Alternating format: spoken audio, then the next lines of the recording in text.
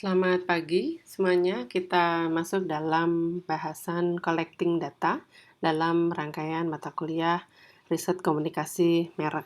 Oke. Kita lihat teknik pengumpulan data ini bisa meliputi metode untuk kuantitatif maupun kualitatif ya. Jadi kalau di kuantitatif teknik pengumpulan datanya kita bisa gunakan dengan kuesioner, sedangkan untuk kualitatif ada beberapa teknik kita bisa pakai FGD, wawancara tak berstruktur, kemudian in-depth interview dan observasi.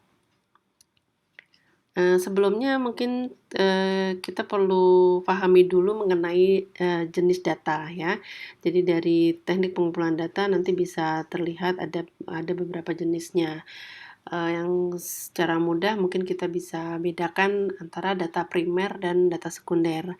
Data primer itu diperoleh dari sumber pertama, yang dalam penelitian kuantitatif bisa didapat melalui metode survei maupun eksperimen, tekniknya melalui kuesioner ya. Sedangkan dalam penelitian kualitatif bisa didapat melalui FGD, wawancara terstruktur, in-depth interview atau observasi.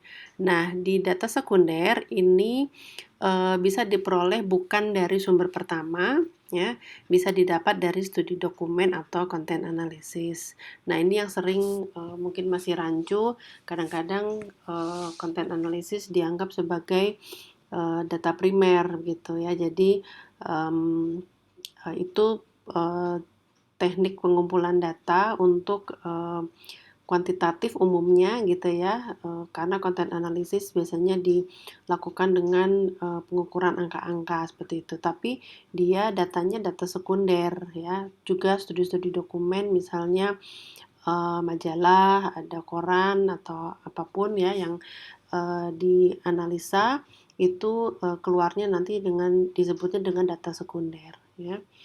Baik, itu untuk membedakan saja. Kita masuk yang pertama.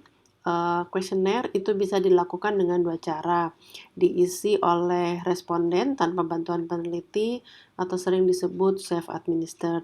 Yang kedua, pertanyaan dibacakan dan diisi oleh peneliti berdasarkan jawaban responden. Ini ada yang kelompok ini ada yang menamakan sebagai wawancara berstruktur ya.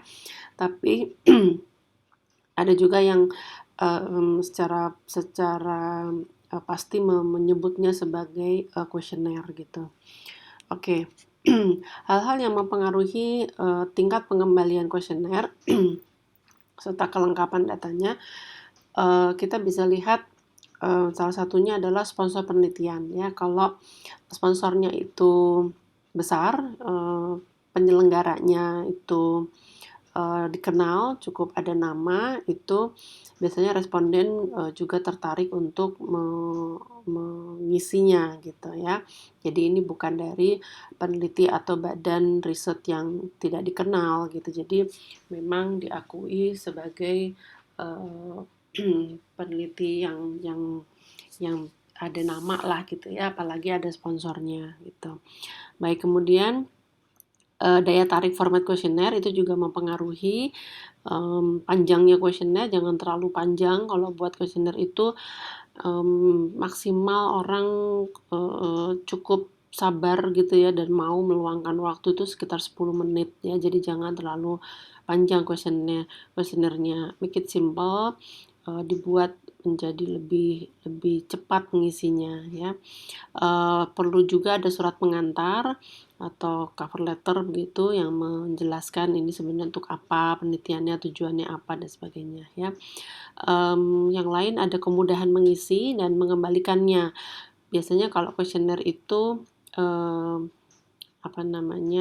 tidak dengan pertanyaan terbuka begitu ya. Jadi dengan pertanyaan tertutup yang mereka hanya tinggal mengisi pilihan jawaban itu akan mudah ya dan terjawab begitu. Juga imbalan yang ditawarkan, kadang-kadang kuesioner disertai dengan hadiah gitu ya atau undian at least, itu juga akan bisa meningkatkan response rate. Karakter responden itu juga mempengaruhi, tentu mungkin dengan tingkat pendidikan yang cukup tinggi orang yang welcome, orang yang bersedia mengisi, menolong, meluangkan waktu gitu ya. Itu jadi punya kemungkinan pengembalian kuesionernya jadi tinggi ya. Kemudian cara pengirimannya, kalau sekarang kita banyak menggunakan online, itu juga akan mempermudah.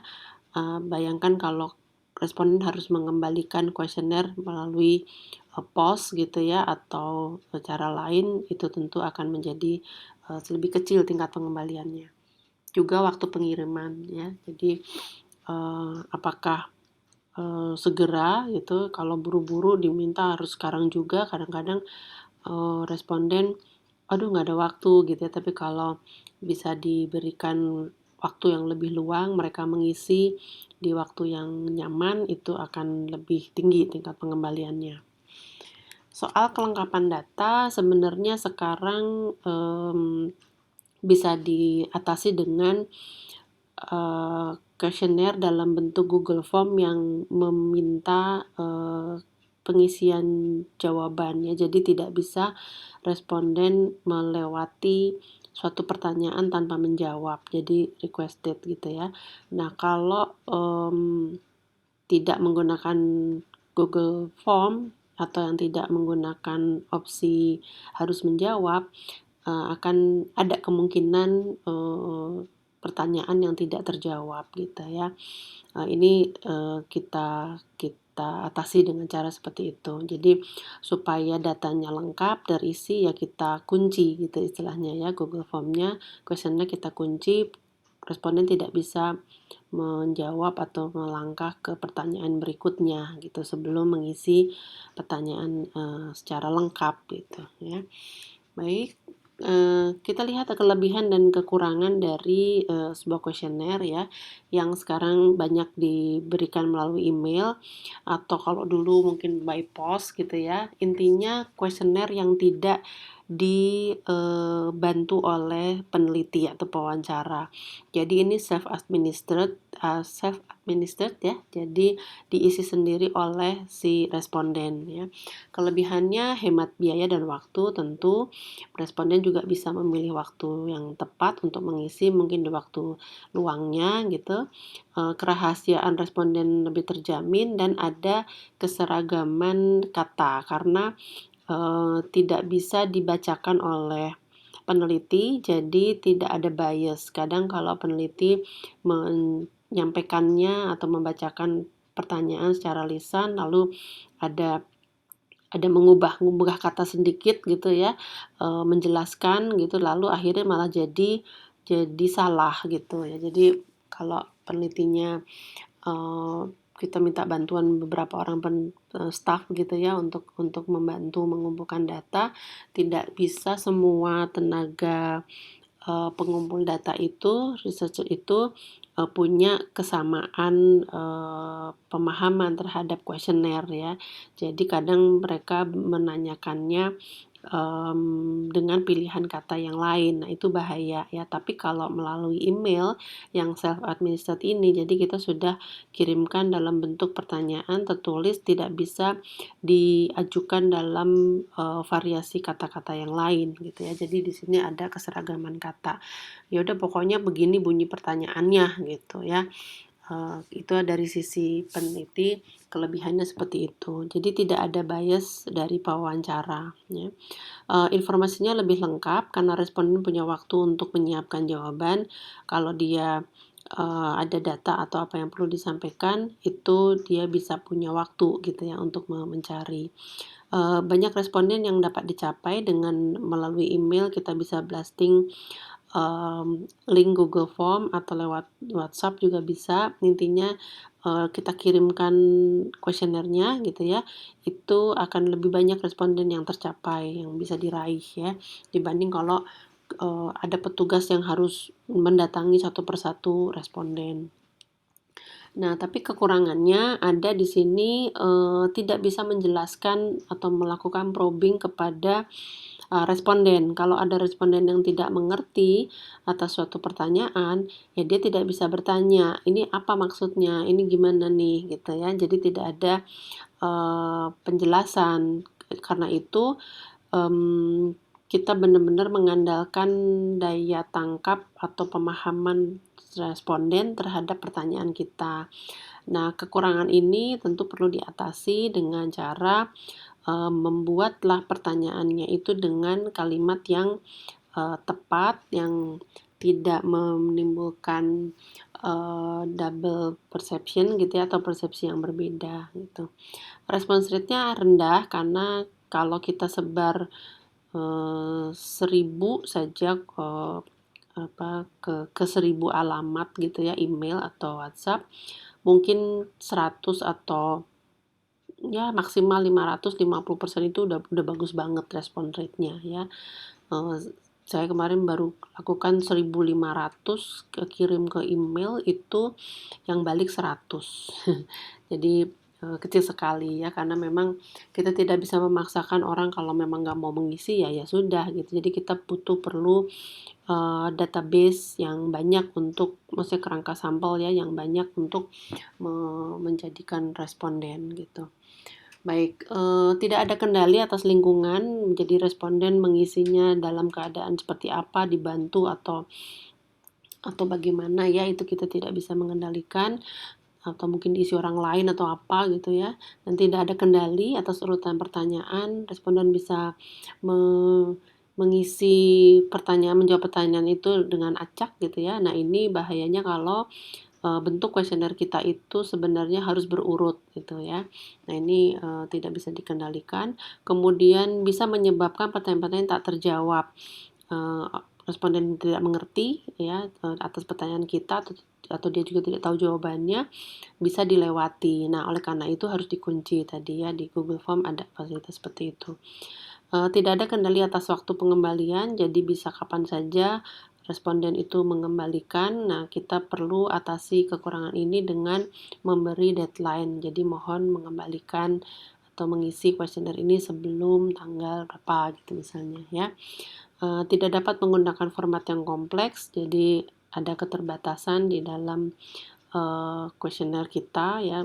Mungkin kayak Google Form itu kan ada format-formatnya yang sudah ya udah seperti itu ya. Kita ada sih beberapa pilihan ya, tapi kita hanya bisa menggunakan format-format yang ada di sana ya. Dan tidak dapat mencatat jawaban spontan dari responden ya. Baik, kemudian yang kedua ini kita lihat kalau kuesioner melalui wawancara. Jadi ada bantuan dari peneliti membacakan pertanyaan lalu mencatat jawabannya. Kelebihannya ini kita bisa probing, kita bisa menjelaskan kepada responden, maksudnya begini loh gitu ya. Kita bisa ulangi sampai responden memahami pertanyaan baru menjawab. Response rate-nya baik, cukup tinggi dari petugas yang menyebar mencari responden, mengumpulkan datanya itu jauh lebih tinggi dibanding kalau self administered ya. Peneliti juga bisa mencatat perilaku nonverbal, ada kendali atas lingkungan ya, pada waktu menjawab itu ada seperti apa, di mana ya, mungkin tidak bisa dibantu atau tidak bisa dijawab oleh orang lain. Kelebihan lain bisa mengikuti urutan pertanyaan, jadi sesuai urutan, bisa mencatat jawaban yang spontan ya, dan responden tidak bisa curang ya dalam tanda kutip, biar dia harus menjawab sendiri tadi. Ada kelengkapan jawaban, kalau belum lengkap ya kita bisa tanyakan lagi, ini bagaimana nih, belum dijawab tadi misalnya gitu ya. Ada kendali atas waktu, kita kontrol waktunya, langsung selesai ya sudah, langsung dapat datanya ya. Dan ini bisa digunakan untuk kuesioner yang kompleks gitu. Oke, itu untuk wawancara. Kelebihannya, kekurangannya, kuesioner dengan wawancara ini biayanya mahal karena satu responden harus didatangi ya, satu peneliti gitu, satu petugas. Jadi memang satu-satu didatangi. Waktu yang dibutuhkan tentu jadi lebih banyak gitu ya, untuk berkunjung ke lokasi, untuk menemui, mencatat gitu ya. Kemudian kelemahan yang lain ada bias ya, bias di wawancara, mungkin tadi ada kesalahan pewawancara dalam menjelaskan, tidak ada kesempatan bagi responden untuk mengecek fakta gitu, jadi karena memang spontan ditungguin gitu, ditanyakan gitu ya, jadi harus langsung menjawab. Kadang-kala juga mengganggu waktunya responden, sebenarnya dia sibuk atau sedang apa gitu, jadi eee, kadang mengganggu, makanya juga jangan jangan lama-lama gitu ya. Kerahasiaan juga kurang terjamin, kurang ada keseragaman pertanyaan karena tadi disampaikan dengan lisan gitu ya, mungkin dengan penjelasan yang bisa bias dan kurang bisa diandalkan untuk mencapai banyak responden karena memang keterbatasan biaya dan, waktu, tenaga juga gitu ya. Jadi bayangkan kalau harus mengumpulkan 300 responden, ya berarti 300 kali mendatangi dan waktu yang dibutuhkan untuk menemui responden gitu. Baik, ini silakan simak saja kelebihan dan kekurangannya ya untuk mana yang cocok dengan, penelitian yang akan kita lakukan, gitu. Baik, kita masuk ke teknik pengumpulan data untuk, kualitatif ya, ini bisa dilakukan dengan FGD. Jadi focus group discussion itu, pengumpulan data dengan cara interview sekaligus sekitar 6 sampai 12 orang ya, harus ada moderator yang memimpin, jalannya diskusi, dibatasi mengenai satu topik tertentu gitu. Ini, biasanya digunakan untuk mengkaji, suatu kebutuhan gitu ya, need assessment, ada untuk mengembangkan program, memahami gimana konsumen mengambil keputusan, jadi lebih lebih dalam ya, bukan sekedar pertanyaan tertutup. Kita diskusi, menggali, bagaimana, pendapat dari responden kita.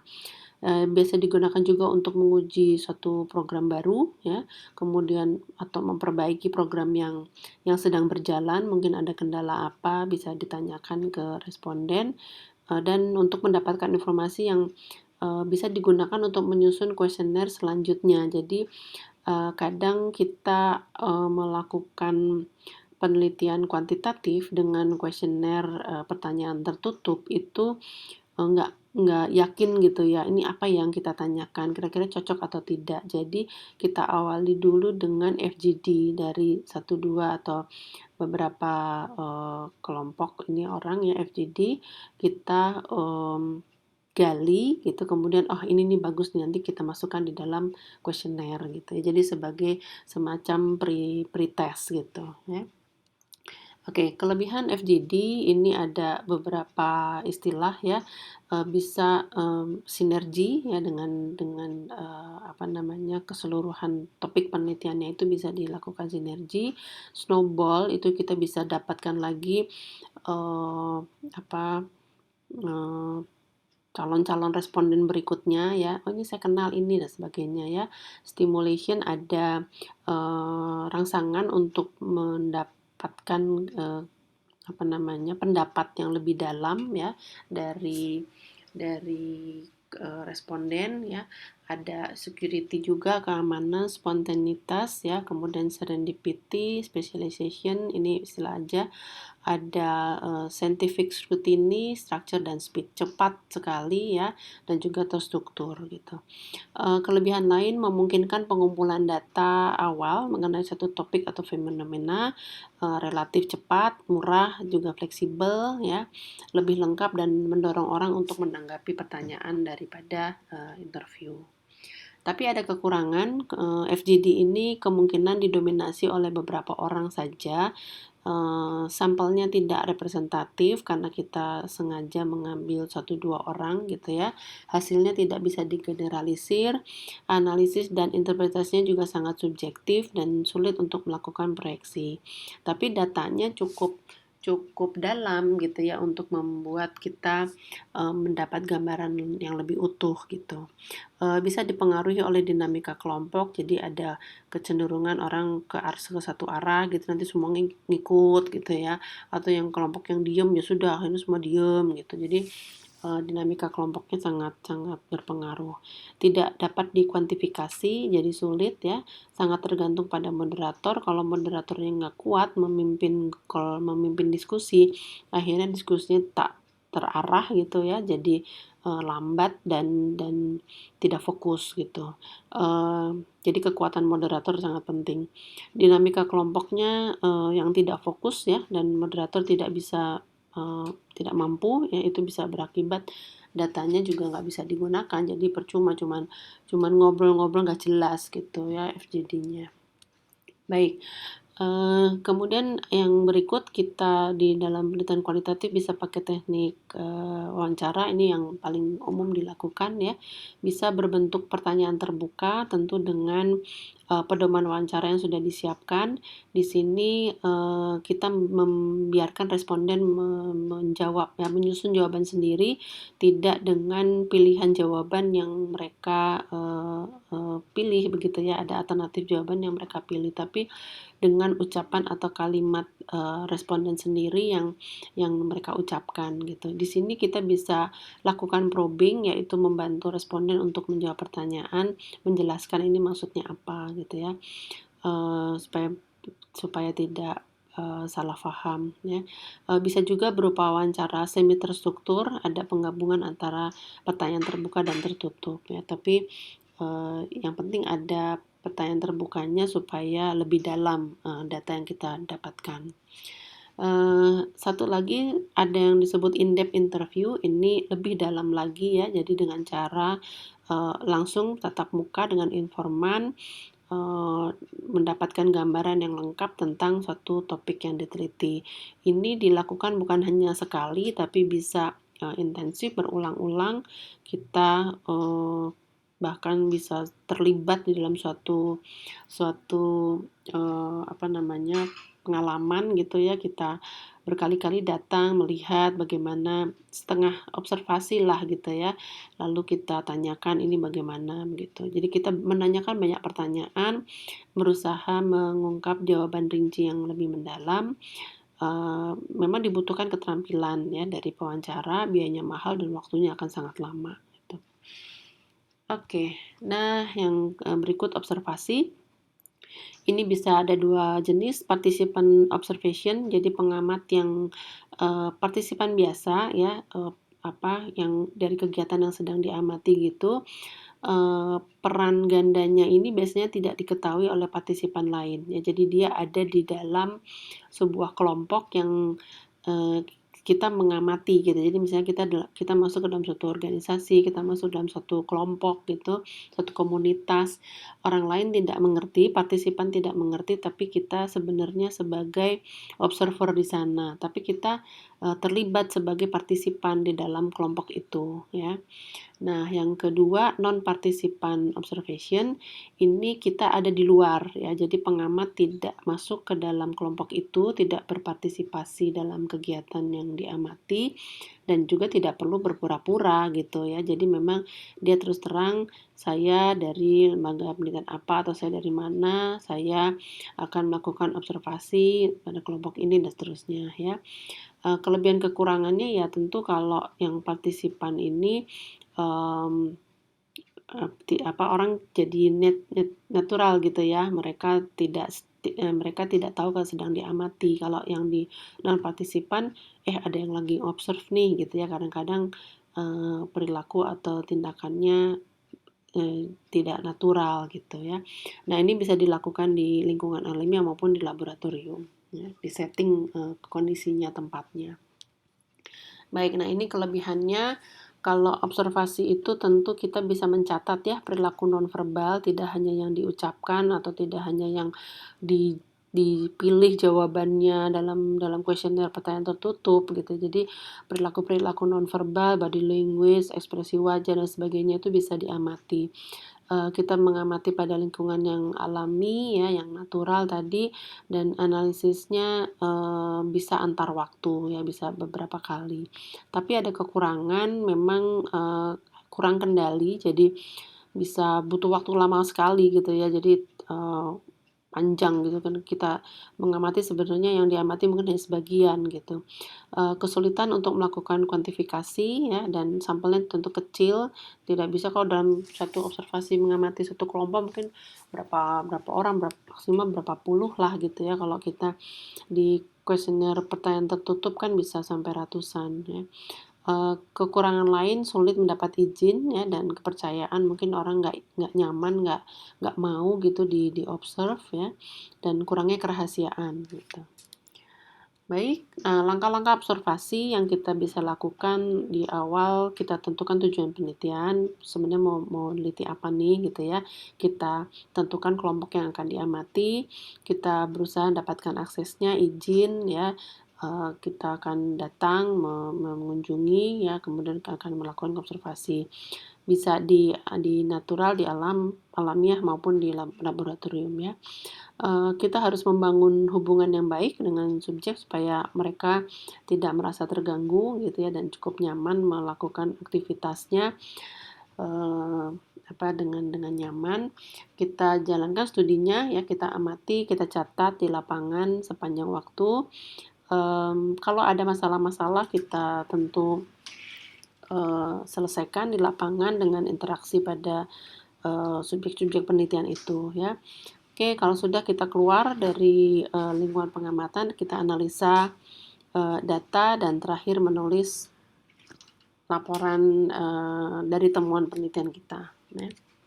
Baik, itu saja, materi teknik pengumpulan data kali ini, mudah-mudahan bisa dipahami dengan baik. Terima kasih, selamat siang.